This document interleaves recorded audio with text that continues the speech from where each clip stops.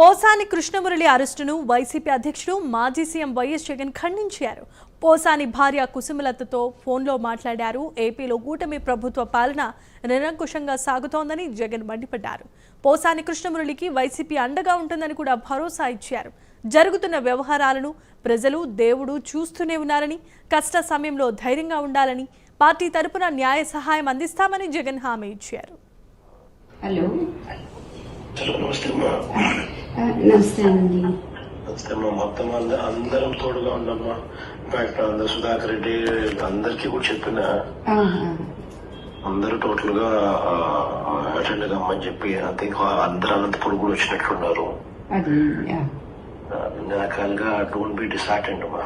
We are all there. God is also watching. దేవుడు కూడా చూస్తా ఉన్నాడు.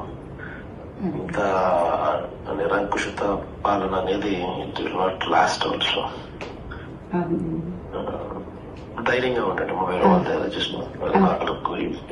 ఈ మాటలు చెప్తామని ఫోన్ చేసి సరేనండి. అలాగేనండి. థ్యాంక్స్.